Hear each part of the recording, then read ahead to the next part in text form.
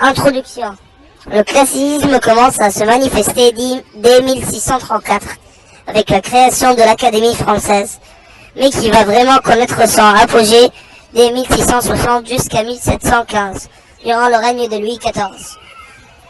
Le classicisme, c'est l'exact contraire du baroque.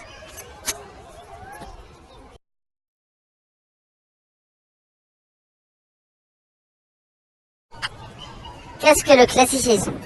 Cette période est marquée par le rationalisme philosophique. Les artistes cherchent un idéal esthétique. On voit l'apparition des concerts publics, des arts de clarté et de rationalité, le goût de la sobriété, de la simplicité et de la cohérence. Il y a une admiration pour les anciens grecs et romains. Il y a la recherche de l'équilibre, une maîtrise de l'expression et un idéal harmonique d'ordre naturel, de symétrie. La recherche de la vraisemblance. La poésie. La poésie au XVIIe était inspirée par les anciens. Ça veut dire les auteurs grecs et romains. Comme par exemple avec le cas des fables de La Fontaine. Sculpture. Le terme de sculpture classique désigne une forme et un style sculpture, correspondant à celle produite dans la Grèce antique, la Rome antique et les civilisations sous le contrôle, où l'influence hellénistique est romaine entre le 5e siècle avant Jésus-Christ et la chute de Rome en 476. Cela désigne également des sculptures plus récentes réalisées selon un style classique. Architecture. L'architecture classique française est issue de l'admiration et de l'inspiration de l'Antiquité. Elle fut inventée pour magnifier la gloire de Louis XIV, puis rayonna dans toute l'Europe. L'architecture classique se caractérise par une étude rationnelle des proportions héritées de l'Antiquité et par la recherche de compositions symétriques. Les lignes nobles et simples sont recherchées, ainsi que l'équilibre et la sobriété du décor. Le but étant que les détails répondent à l'ensemble.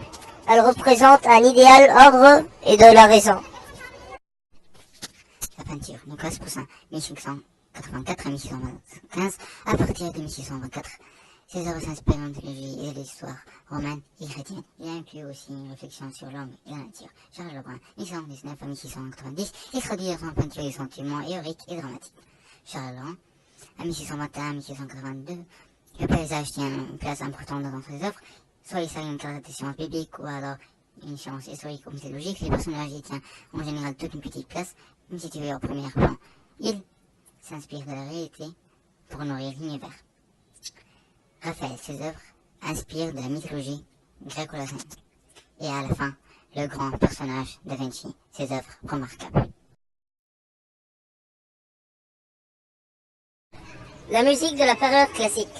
Dans un sens plus étroit, le classicisme désigne une période précise de la musique occidentale savante, plutôt dit la musique classique.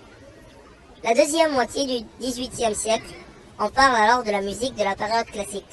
Elle débute avec la mort de Bach, 1750, et se termine avec la mort de Beethoven, 1827. Beethoven, toutefois, est un pré-romantique. On peut même le considérer comme le père du romantisme. La transition entre le classicisme et le romantisme. Le théâtre. Racine qui évoque la passion incestueuse de Phèdre pour son beau-fils Hippolyte. Déjà, Racine reprend la pièce d'un auteur grec, Euripide, classique d'un point de vue formel, puisqu'elle respecte les trois unités de la bien-naissance. À la fin de la pièce, la mort d'Hippolyte n'est pas représentée sur scène, mais elle est racontée par un message.